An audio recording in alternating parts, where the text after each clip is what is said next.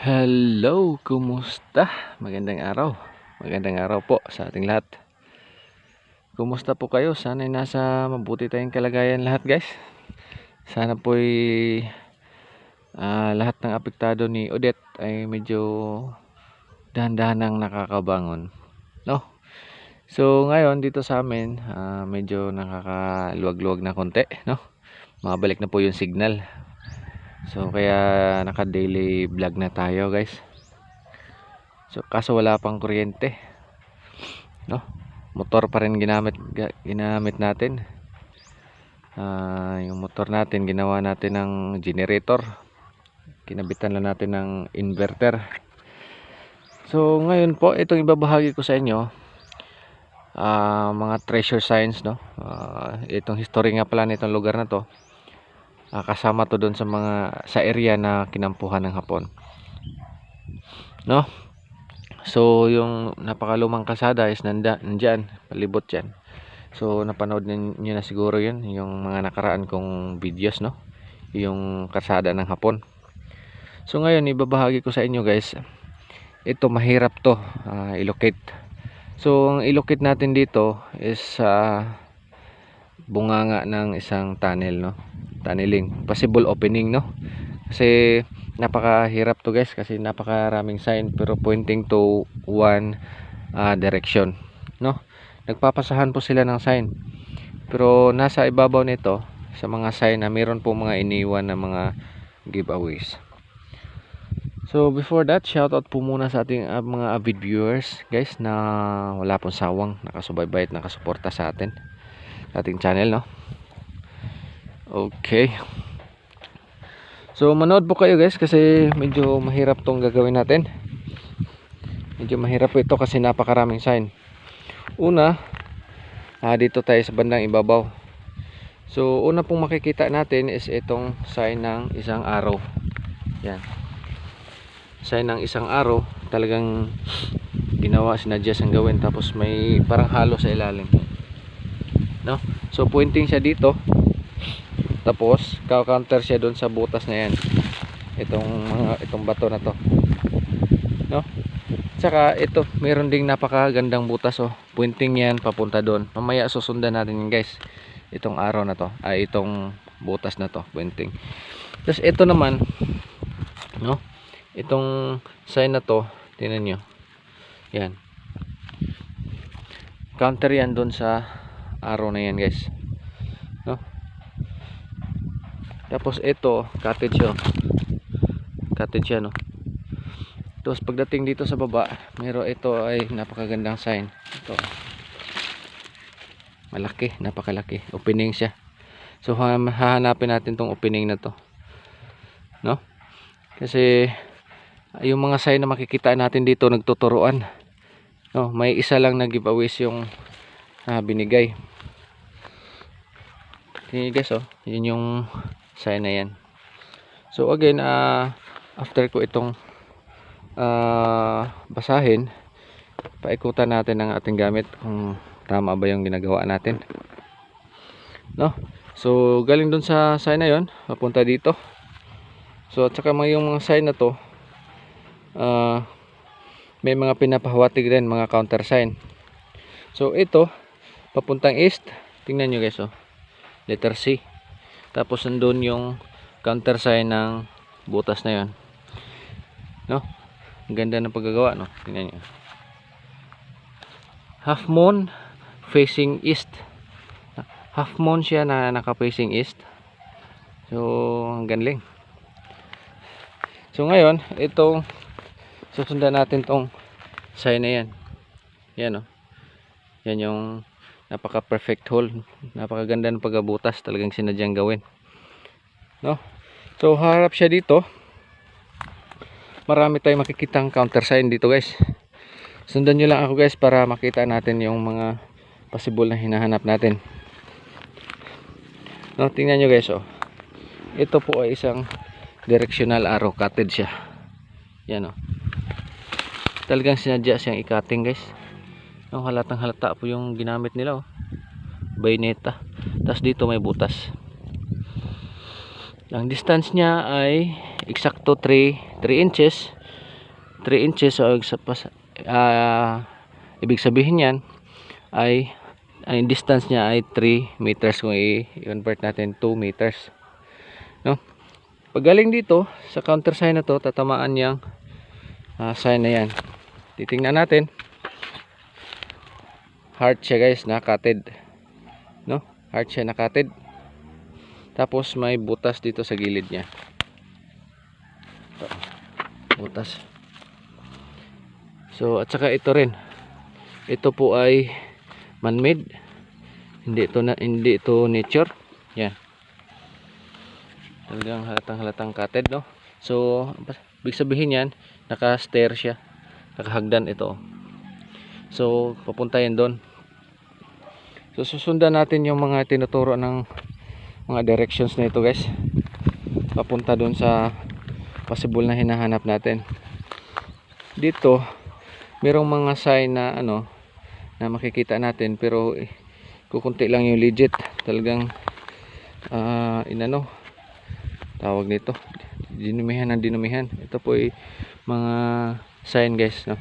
Ang pinaka sign dito is itong mahaba. Ito lang yung legit nito guys. Ito mga dumi-dumi na lang yan, mga ginawa nilang panglito, no?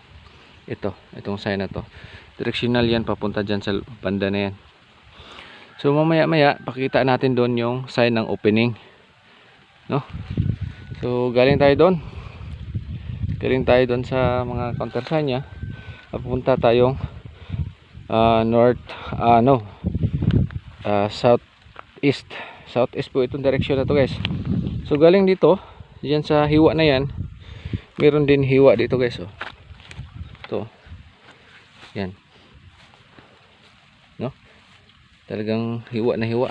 Pagdating dito sa baba, meron din butas ito. So i-measure natin, nasa mga 6 feet, so 6 meters. So mababa pa. So galing naman doon sa hiwa na yon, diyan, tapos doon sa may heart, papunta dito, counter niya tong butas na to guys, no? So maraming sign, pero ang tinuturo nila ay isa, no? Maraming sign, pero ang tinuturo nila ay iisa lang. So ngayon puntahan natin dito, puntahan natin yung mga itinuturo na itong counter sign na to. So ito makikita natin naka wall type na. So yan yan, naka wall type na siya. So sinadya siyang bitakin, no? Nakasadya siyang bitakin. So ibig sabihin hindi na siya lumagpas dito guys, hindi na siya lumagpas dyan sa bahagi na yan. So ito, tingnan nyo, yan, passageway, tapos binitak yung bato na yan. Tingnan, diretso yan guys, yung bitak na yan, diretso yan papunta doon. Saka yung passageway ay yung naka wall type nya is directional papunta dito. So pupuntahan natin dito guys kung anong makikita natin. Ito po yung multiple sign, mahirap po ito hanapin guys, no? So maghanap tayo ng counter sign. So wala tayong makita, swift tayo sa ibang sign, wala tayong makita dito. Doon tayo titira sa mga hiwa. Yun, ito yung directional, yung may mga hiwa guys, papunta doon sa heart. At saka yung bato na yun, tingnan yun, yan, may hiwa yung bato na yan, may hiwa rin yan pababa. So directional yan, papunta dito. So marami talagang panglito ang mga Hapon noon guys, no? Pag di tayo nakakaintindi sa mga sign nila, kaya nagkakagawang sungkaan yung lupain natin. So ito yung sign ng opening. Yan, letter C na palaki, tapos napaka-circle, no? So tapos may heart dito sa taas niya. Yan, talagang nakapatong sa gitna yung heart. Tapos puntahan natin doon, punta tayong east.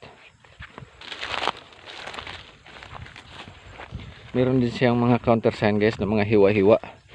So doon sa ibabaw, ito yung mga counter sign ng hiwa-hiwa na yun. Yan, So napakalaking mga hiwa, no? Diba? So napakalaking hiwa. Tapos tingnan nyo yung bato, naka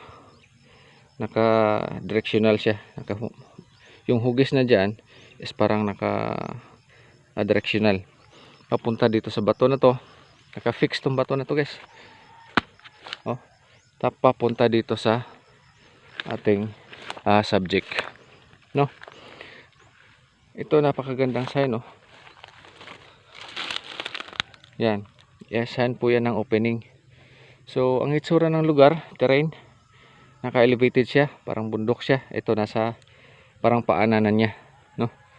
So nasa paanan siya. So possible opening is nandito,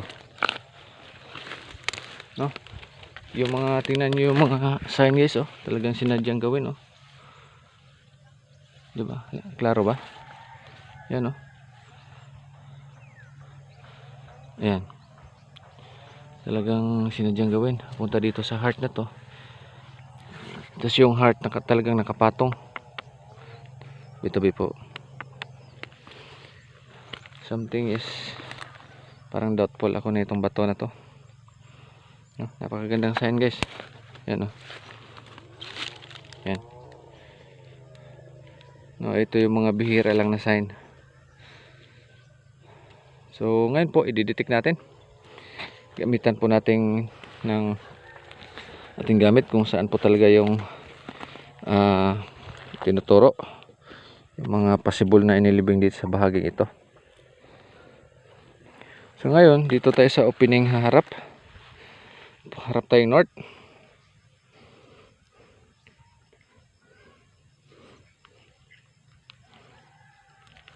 Ulit. So di siya gumalaw. Harap tayong west.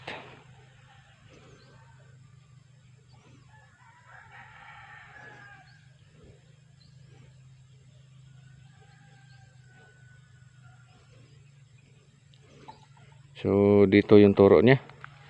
Harap tayong east.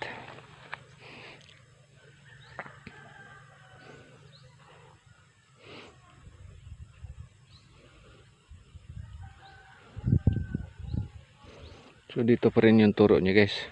So ngayon haharap tayong south. Babalik rin natin, tatalikuran natin yun kung talagang babalik siya sa atin.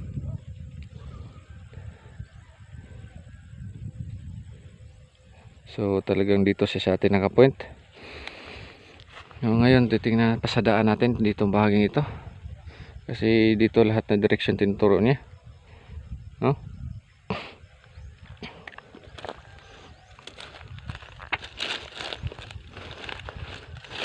Ngayon bumabalik siya.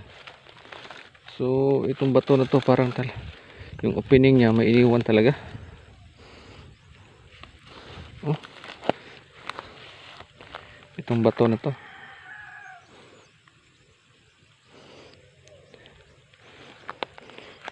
talagang umiikot siya dito, guys, oh. Itong bato na to talagang may iniwan dito sa sign ng opening, no? Napakatigas naman siguro nito, kaso hindi to sa amin lupa, guys. Dito sa amin. So ngayon titesting natin ang Japan. Yung mga nadidetect ko na nakikita nyo sa videos ko na napakagandang sign na hindi ko tinatrabaho, hindi po sa amin lupa yun, guys, no? Ngayon testing natin Japan. Paggamit nito kahit isang kamay lang, una 45 degrees hawak mo. Yan, pumapalo siya, umiikot siya kahit naka 45 degrees ay naka 90 degrees. Pag 45 degrees natin, lakas po ng ikot niya, guys, oh. So there's really something in this stone. Okay, kanina pa ako doubtful na itong stone na to kasi yung heart niya is nasa gitna, nasa ibabaw, nakapatong, no? Tapos ito, kung pagmasdan natin itong bato na to, parang napaka doubtful talaga, guys. Yan, no? So, talagang inikutan ng letter C. inikutan ng letter C, tapos napakaganda ng ito. Bumukol to siya, bahagi ito bumukol, parang ganyan, no?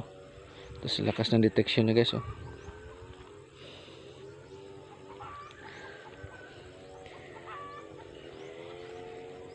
Ang pakita ko nga pala sa inyo guys kung paano ko hinawakan yan para hindi siya masyadong magalaw, no? Kasi isang kamay lang. Tinikit ko sa paa ko para makakuha ako ng pressure. Yan. So yun lang guys, no? Napakaraming sign, napakaraming counter sign na nagtuturo sa isang opening. Yung mga cutted portion na nandoon, talagang iisa lang yung ipinapahiwatig papunta talaga dito sa portion nito. So ang big load nito, yun yung hahanapin natin. So directional siya, yung mga counter sign is naka 315, tapos may marami ding counter sign dun sa 135, no? So pakita ko sa inyo yung mga sign dito sa 135, sa north, southwest, southeast, no? Galing dyan sa may hiwa na yan papunta dito. Tingnan nyo guys, oh, dami ditong mga counter sign. Yan, oh, napakagandang sign yan, oh. Ano, maganda, no? Tapos ito, napakalaking bilog. Tapos ito, naka letter C, no? Napakalaking butas, tapos letter C. Ito po ay nasa 135. Andun po yung bato na may guhit sa gitna, letter C. Yung mga counter sign niya is nandun sa taas, yung naka 315, no? So ito po ay gawa talaga ng Hapon. Sakto sa compass yung direction nila. Yung mga ibang counter sign na nandoon sa ibang bahagi, sa galing doon sa taas, naka north yun, pero nagpang-abot sila dito sa sign na to. Pagmasdan natin yan kasi guys, yung bato na yan para siyang ipinatong lang yung ano, nasa gitna na bumukol, tapos may hiwa sa gilid niya, no? Lapitan natin nga pala kasi sa ibabaw tayo naka tingin kanina. Ayan, oh. Yan guys, oh. Yan, diba talagang nakapalibot sa kanya yung hiwa, diba? Ganda ng sign, no? So yun lang muna guys, masyadong mahaba natin yung video natin. So maraming salamat po sa inyong panonood. Sana ay nakakuha po kayo ng kunting idea lang. Maraming salamat po.